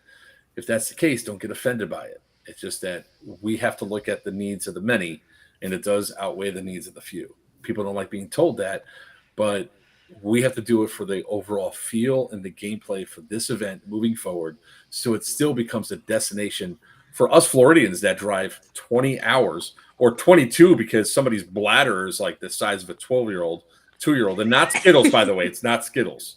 I feel attacked. I only asked for 1 stop. It's not you, Cordell. You weren't in our car. Where was it that doesn't have bathrooms or gas stations? Oh, Maryland. Yeah, Maryland has like no gas stations. Yeah, it's weird. No. We pulled off It's the like highway to 20 go to a feet gas wide. station. All right, Sonic, you're taking off? Yep. Thank you for this platform again. Thanks. Thanks for everybody who came out, and can't wait to do it again. Have a good one. And, At least Weiner, Skittles, and I are still going to talk about this. oh yeah, Cordello, Moondog, discuss you guys amongst will yourselves. You guys are willing. If you're taking off, Take care. Moondog, are you staying up? Thank you guys. It was a great event. But so, for everybody else, tune in to Moondog Go. I'll be posting up videos the next couple of days and weeks because I still have a lot of footage that I took that I haven't even started editing yet because I'm still going through a lot of the paperwork and notes from the event. Oh, not black shirts, but yeah, lots of notes. So, but thanks to everybody who came out to Bad Blood. Tune into at Moondog Go on YouTube and see the videos when I post them up. Thanks, everybody. And if you guys are on Moondog Go, definitely give Players Wanted a follow. We go through, but Weiner, Skittles, and I are going to talk for a little bit more because we like talking about events. Cordell, you're more than welcome to stay here, brother. You're taking off. Oh, I think he's sideways. You can't tell. He's sideways, and we can't hear him. All right. Good night, Joker. Good night, everyone. Good night. Thanks. Take care. See you later, Cordell. All right, so let's this back down. I know it's too much for me. So that was too much I want to point this one out. So and then there was us. Hey, Buck, if you're still around, I'll send you the link now because I like to bring Buck in here. Yeah, where's Buck? Well, the live was going to be too crowded, so I don't like having. Wait a minute, am I VIP now? This is where I am. I kicked Buck out of his spot. Yeah, you did. Yep, sure did. You're prettier around the eyes than Buck. She's pretty on the eyes with all of us. That's very true. Why the hell can I not message Buck? What the hell's up with this? No, I'm just so happy that you didn't turn me into a zombie. That was all I cared about. That it just wasn't specific. No. The funny thing is that I actually told the zombies they're going to focus on me heavily. Use that to your advantage. And they're like, really? And I was like, absolutely. I have like a little fan base in this comment section. I love it. Better. Thank you for the hair. Wow. She finally washed it.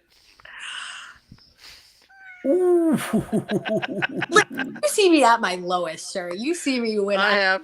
Oh yeah, I have. I don't know if I'm supposed to say what Buck's first name is. I don't even know that. And you know what? I could have found out at registration. I know what it is. Name. I know what it is. Just can't remember right this second. Oh, actually, yes, I do because I. He'll be on in a second. He's on Facebook. Yeah. Can you hear me? Mm-hmm. Yeah. Yeah, we can hear you. Crap! I can't hear you guys because I got a phone call. Dang it! I'll be back. You're literally like the lowest. You're like 4 or 5. Skippy. There she is. She's back. Every time someone calls me when I'm on this live, it immediately makes you guys all muted, and then I can't talk. Be on your laptop. Well, I was taking pictures at a friend's gender reveal, and then I was like, okay, well, now that we're done, I'm going one of your rooms that actually has Wi-Fi. Thanks, guys. I mean, Jason. Hey. What's up, Jason? Hey, he was at Arsenal this weekend. Yeah, he was. Yeah. There she goes again. Hi and bye. It's like Buck sometimes, kind of disappears. Yeah, Buck will be back. Buck will be on. He's getting all set up, so we can at least have him on. I'm getting spam called, and every single time I get a call, it kicks me off. You can always put on Do Not Disturb. Of course, you'll forget to turn it off, and that'll be even funnier. Yeah. But no, look, Dead Blood is always like one of the funnest aspects of the game for me. I literally look forward to just getting shot up on Sunday. And my ankle is doing a little bit better. Thanks for asking. Your concern is genuine, not. Yeah, so heartfelt. I can see it all coming into me now. Asshole. Jason, cry me up, River. No, I that one hurt. I did the same thing I did at the thing. My legs essentially made the number 4. So listen, the best one of the weekend was Che just absolutely face planting in a ditch. Like, I'm sorry, that in the woohoo, where's Che? Woohoo, and then no, it's like yeah, and then Mute being like, it's like, where's Waldo, but where's Che with less defining features? And I was like. Oh, it did. We're not crippling at these comments. I know. My ankle is only about the size of a soft baseball now instead of the softball it was on the way home. And you're sitting there like, oh, I have to stop because my ankle hurts. Bitch, please. Damn well we had to stop because Che also had to go pee, but I needed to stretch that leg. See, my goal is always just I know that I can outweight one of you all. Like it's not the fact that I can hold so No, long. no, I no. can All wake right, you guys. up. There is a magical thing that this woman can do, right? Besides the fact that she can't burp, What, there's pee out a another car thing window? she can't do. She can't. She can forget that she has to go pee. Okay. She tells me, "Hey, when we get a chance, I really have to go pee. Can we stop?" So no, you did not outlast me there, bitch. I did it. That's the first time I've ever had to ask you to stop on all our road trips. We are driving, and I was like, "All right, cool. I see places for eat. Let's go ahead and pull off here." And as we pull off, I'm like, "There's got to be a gas station here somewhere." No, there is That's no for like gas 15 station. minutes. For 4 miles, there's no gas stations, and we end up saying, "I say, screw it. Let's just go to this grocery store real quick." And then we go inside to go to the bathroom, and I'm pulling off, and she's like, and I forgot what triggered it, but she goes, it was like, she goes, "Oh, I just had to wait you out." I was like, "No, I didn't. You said you had to go pee." She goes, "Oh, I forgot." Okay. Well, to be How fair, do you forget to go pee? well, I had to say, Kinda like I that knew I was squirrel gonna thing. have Squirrel. to go pee, and I was like, like let me know, like if we can pull over soonish, because I know I'm gonna have to. And then by the time we went to do it, I forgot. Like She froze? No, you froze. I froze? Yeah, I'm not you freezing. must have, because I hers. could. It was just so damn funny that she said, "I forgot," because of course when she mentioned she had to go pee, then you think about it, it's like, "Oh well, now I got to go pee." So then here I am driving. I was like, "All right, we got to come up." technically, I outweighted you though because I could have waited longer. Hang Oh, on, I could have kept dog's going out. too. I could have probably gone for another 10, 15, 20 miles at least. And then you might have remembered again. But now that I know you can forget to pee, I'm going to make sure to remind you that you said you had to go pee. So that we're pulling off, it's actually your fault. Just distract me, okay? Give me another one of those jobs that sends me down the rabbit hole, and like I'll just forget. I know that was kind of awesome. You go down the rabbit hole trying to find a new AO. Oh, let me tell you, in that car for like 3 hours, I'm like, here's this number, you need to call this place and this place. And then half the place is burned down. Like, how They many did. fires are there, like, in this country? Because they're all burned down. It's the Northeast. The fires are for insurance reasons. The second you get back in the car, you remember, then it's the worst. I think there was actually a time where Skittles actually, that she got back in the car and she's like, "Oh shit, I really got to go." But if I tell Mark, he's going to get so pissed off and he will never let me hear the end of it. Yeah, and I just know that I can outlast him. I can. I seriously can. We always pull over. Yeah, because women have water retention. Men don't. Listen, one thing women have going for them. I'll take it. Except women aren't supposed to hold it because that's why you get UTIs. Road trip. What can I say? We didn't have to worry about that though because Che decided that he was going to drink a gallon of water and be super freaking hydrated, so we had to stop every hour and a half. Yeah. Yeah, he drank a full gallon. He got one of those full gallons from the gas station and just like. Oh, gas station water. That's even better. Oh, delicious. Yeah. It's even better if it's Aquafina. We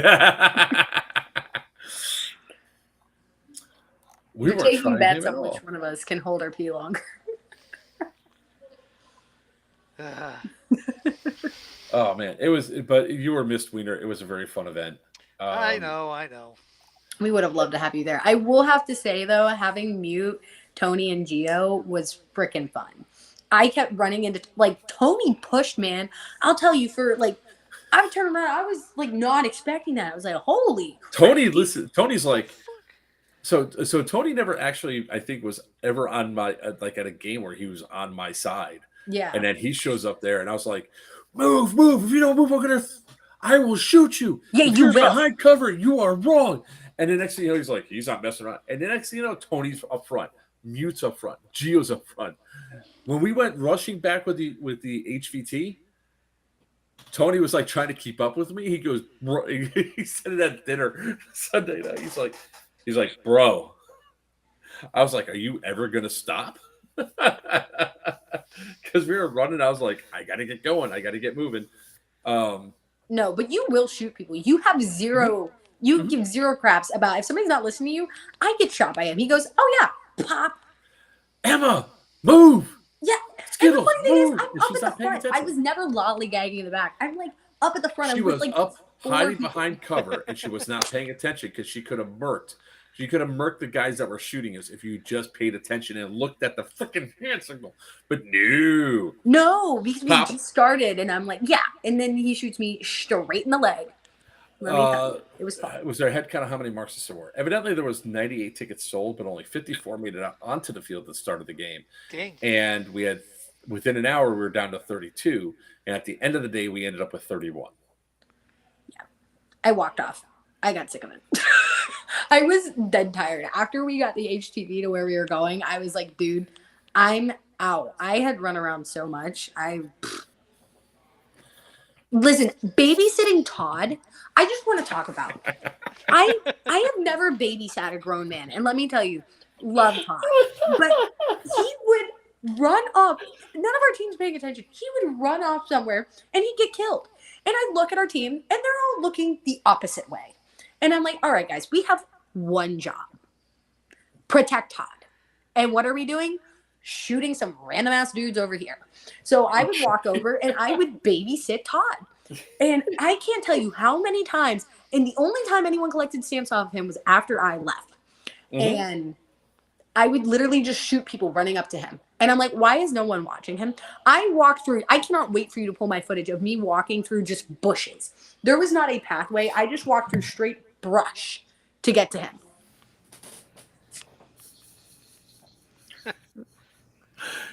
I wish she was wrong. She wasn't. She No. wasn't wrong. It was. No one paid attention to him. It was one of those things where it was definitely a problem. But Todd ran off. I love the man, but he ran off, and I'm like, where are you going? Look, you Where can stay are off. you going? You can stay off the camera.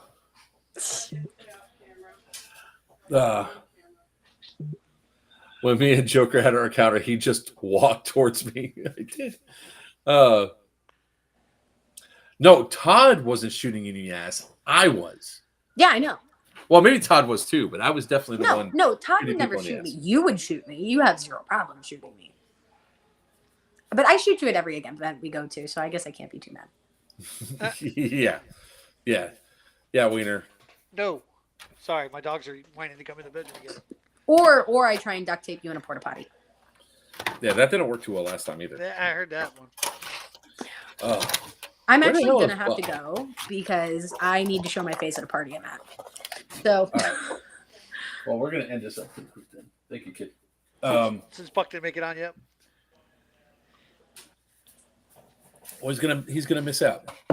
So, Padawan would have had a great blast there. What the hell? Come on. all right, guys. Well, I'm going to let you all go. So, All right, Emma, Skittles. good seeing you again. yes, good to see you. Talk to you later. Bye. See ya. Bye. Have fun. See you in 2 weeks. And then there was just the two of us. All right. 2 weeks. Oh, at TVA. BTA. Yeah, we'll go to BTA. BTA for the day. Although, Right. I'll tell you what, man, it's looked like it's going to be hot out there. Oh, yeah, I'm sure it is. Well, It's we're in July. that heat wave, and that heat wave's supposed to be coming over towards us. Woo, buddy. Do we get a weather thing on? Oops, what happened here? Oh, man, that pen died too.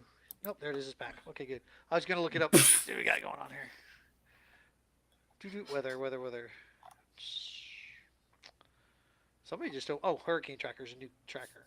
All right, let's see here. Let's see how far I can go down the road for weather-wise. 10-day forecast. Yeah, that'll be it. 10-day forecast is... Oh, it's going to cool off. Is it? That Thursday, the temperatures dropped down to the 80s. Really? It looks like we got a lot of rain, though. Let me see something here. Let's go to... Because we're going to go to BTA, which is Lithia. I think I still have Lithia on here. Nope, I do not. It's on the other coast. Gracie, stop. Go lay down. Let's see here. I'm going to add Lithia to my list. Come on. Search. There we go. Lithia, Florida. The next prison event that we have is going to be in November. But our next event is actually going to be in September at Yellow Dog Village. Yep, right up there in the same area. Well, a little ways away, but same area. Yeah, it's 40 minutes northeast of Pittsburgh, and that's the Yellow Dog incident. Yep. We are working on that rule set to have it finalized by the end of next week at the latest. We were going to have rain. We're gonna have rain. Yeah, well, I see. Only goes to Thursday because that's 10 days away.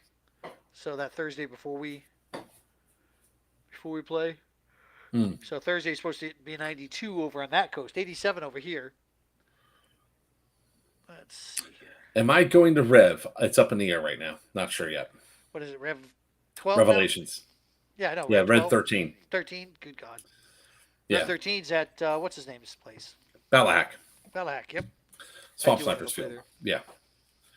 I'm up in the air about Rev. I'll know more in the next couple of weeks. Preacher's Paul, right? No, that preacher is Mike Patton, one of the okay. twins. Oh, got twins? I didn't know he's twins. Patton's one of Yeah. our guys, right? Yeah, Nick is Casper. Mike is preacher. Yes, I'll be at Casevac. I'll be at Casevac. I will not be at Casevac. Yep, I'll be at Casevac that week. Z6, Zombie 6 at Balahak. I'm not sure if I'm going to be going to Zombie 6. I really have to look at the schedule. In fact, one of the things I got to work on this week is the team calendar. So we have a list of all the stuff that we're doing because we are doing a lot and it's getting to be rough. I'll tell you what, one of the things I definitely have to get soonish, man, Weiner, is I got to get an RV. I got to talk to Alan. Like, bro. RV, or I need my travel trailer. No, I need an RV.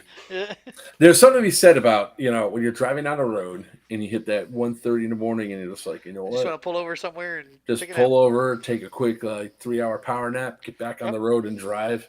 Oh, you have man. enough people to drive with you and take a nap in the back and then they take over. Well, here's the other thing too, right? The only time that we'd ever have to stop is for gas because, the Chase, the chairs in the back. ladder of a 2-year-old, he could go to the bathroom. That's right, right there. But you have to make him clean out the gray water tank. Yeah, it's not the gray water tank. The I have a septic tank right here. Just dump right in there. Exactly. Go to one of the I'll do the same campsites, thing hook up, and dump. But yeah, that's definitely what I'm looking forward to. Is we have some cool events coming out. Like this is actually for the Floridians. This is our off season. Yes. June, July, and August is our off season. September, I think there's a couple events in September, but we're definitely doing Yellow Dog. Yep, the weekend after is Irene, and Buck shows up just in time for us to end the stream. So God damn it! There he is. Hello. Hey, Buck. Hey, Buck. How we doing? Ah, that's right. I got his name now. It just hit me when I saw his face because he looks just like his name. Thank you. I don't know if I should be taking that as an insult or a compliment. Actually, no, it's good because it triggered what I couldn't remember earlier because somebody said somebody knew what your real name was. I said, I do. I just can't think of it right now. And then as soon as I saw your face, I go, yeah, that's who he is.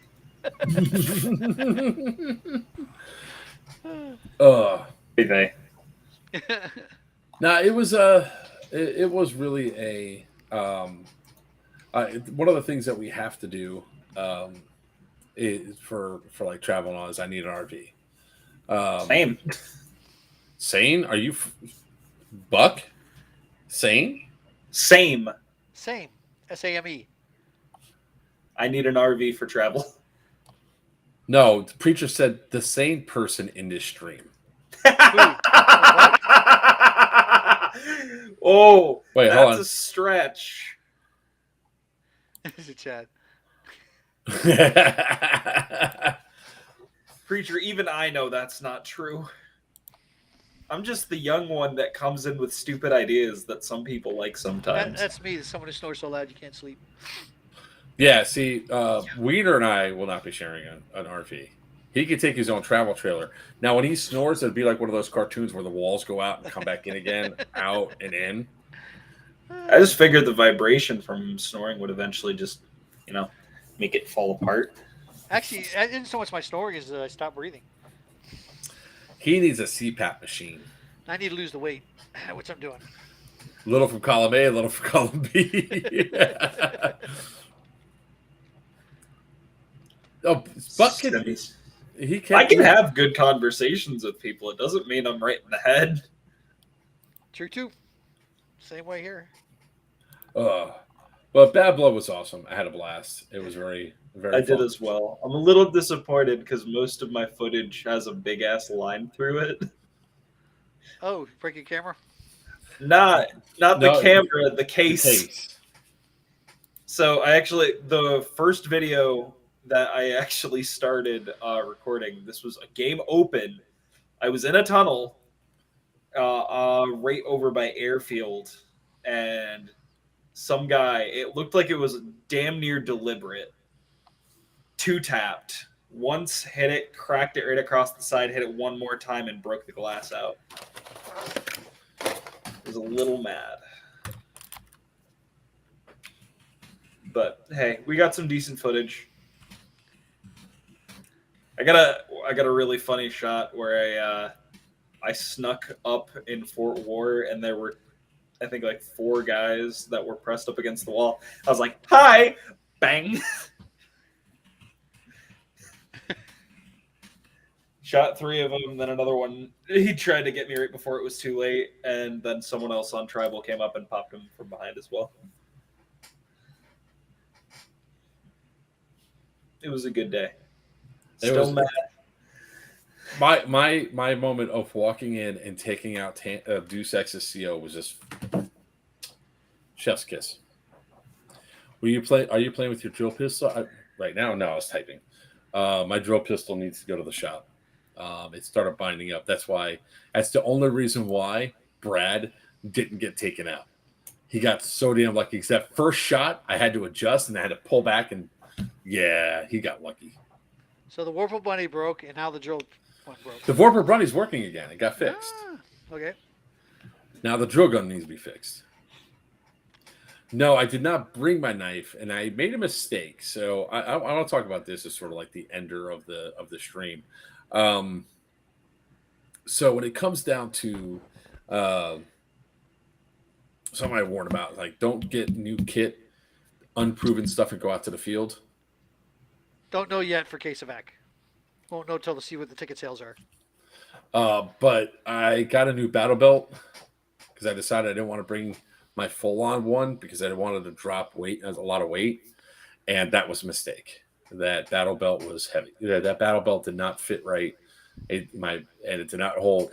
My pants started dragging, and it was just a problem the entire weekend. So I learned that. I learned my own lesson, so I could reiterate once again. Don't bring something unproven out to an event. I did get a couple of knife taps because I learned very quickly when people go, "Hey, are you dead?" They're not going to question when you say, "I'm good." You never say, "I'm dead." You just need to go, "Yeah, I'm good. You're good." Walk right up and just. Well, that's given an indication. It's a yes or no question, Buck. And you're tribal. Yeah, I know. I still successfully completed the entire event and all that without my double fanny pack.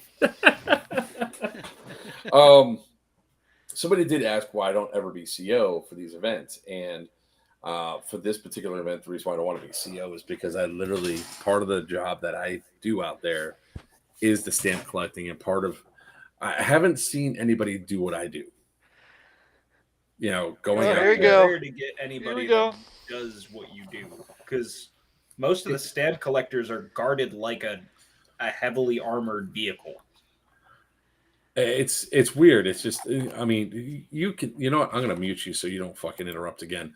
There you go. People just, I don't know what it is or why I'm able to do it. I could just do it. I could just walk into the enemy, walk right up to the enemy CO and put my hands on them. And that's part of one of the things that we needed, especially. Now, I will say that, you know, when I left the Marxist with the HVT for about 45 minutes, when I came back, the complaints were pretty accurate of, where the hell were you? We had no direction. Preacher, you can't walk, brother. I would say yes, man, but that place has too much elevation, man. I mean, I'm just saying it from a realistic standpoint, like not to rag on preacher. I mean, if things get resolved, man, by all means, go for it. But we have near vertical inclines going in and out of the fish bowls. It's There are rough. definitely certain parts where it's going to be real hard for you. Yeah. Even if I bring the action track chair back up again. So. Got a year. Got a year what? He's got a year to get better. Just got to make that Just round get more strengthened round. up. Round is a shape.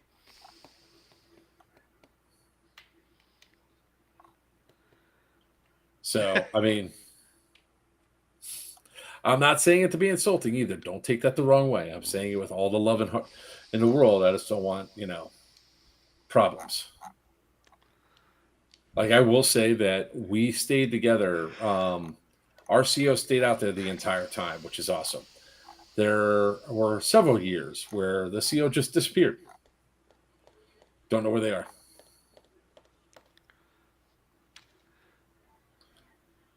So, all right. Any other questions? Yep. Any other comments? Watched it from the standpoint. Tipman Town.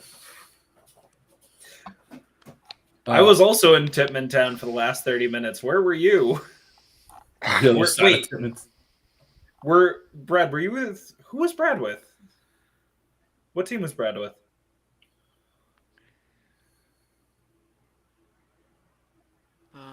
Green. He was the Green CO.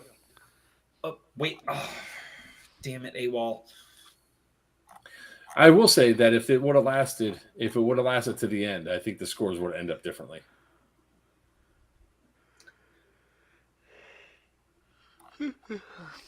Just saying. Will you stop yawning? Yeah, it's one of those days. It's always one of those days for you. Yep. They painted my the inside walls of the man cave today. Not the color I want yet. That's going to be the last coat. All right. Closer. I think next year for Bad Blood is going to be a really interesting year. I think it's going to be a lot of recovery from just us not having as many people come out this year. And I think there's going to be a lot of rule changes that I think are going to come out of it. And I think there's going to be some really cool things that are going to happen. Did the rain mess that up a lot? The rain Yes. messed it up? Yeah, the rain really scared off, like, I would say at least a quarter, if not over a third of our player base that usually comes out. Wow. Did they do tickets at the door? At the gate? Or did you have to purchase everything online? Online. If I'm not mistaken, we had, just shy of 600 people come out this year, Mark? Something like that, yeah. Yeah, so normally we're supposed to get over 1,000 if we sell out. Because it's 250 per team plus the tribal team, which is usually around 150 players, is the new cap, if I'm not mistaken. I think that cap's only there until the teams balance out, and then they'll increase it, is where I understand. Yeah, so they start off now 150 each team, with tribal starting at 100, and then if they reach the cap, they raise it. What is going on here? Oh, printer's messed up. Damn it. I know, yeah. I'm looking forward to all the videos coming out. There's definitely going to be some really cool ones. I have 126 gigs to go through between both days. I have freaking 120. Actually, The only thing I'm happy about is I came home and I had a roof on. I have about 80 gigs to go through. Roughly. Well, I got Emma's of mine to go through. So that's fun. Yeah. There was, like I said, there was some great moments. She was kicking ass out there. Anytime I saw Tan, she was leading the charge or doing something stupid. Yeah, because I had to have my guy step it up a bit. follow him, because I was like, Che, go, and he just run, which was really funny because one part he just falls right into a ditch. He just is running and goes bunk right down into the water. It was hilarious. I had a real eat shit moment when I was in the tower. Black shirts had just respawned, and then greens came in from the north side. I was on the second floor before it got closed down, and I just fucking ate it. It was bad. I slipped and went ass over tea kettle. Smacked my gun on the ground. I was pissed. All right.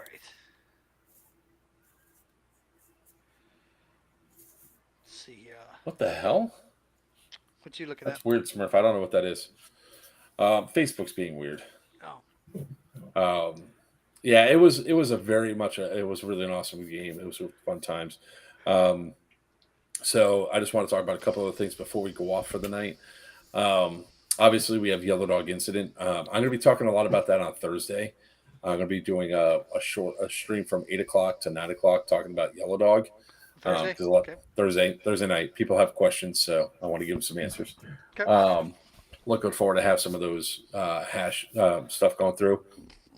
And the Pew Pew at C2. Tomorrow I'm making supposed to do it today, but I got to do it again. But I got to make some phone calls here about Pew Pew at C2. I think we're only down to about 10 cabins left. Oh, nice. If you guys are interested, check out Pew Pew at C on Facebook. The link's in there for. Actually, I could probably pull up the link.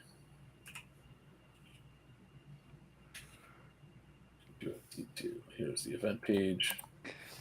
We're going to be able to keep the original 10 together or 12 together at our table?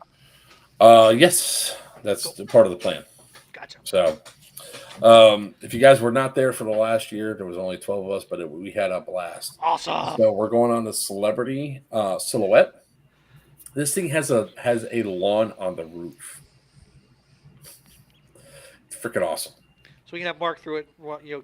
Break his ankle again up there.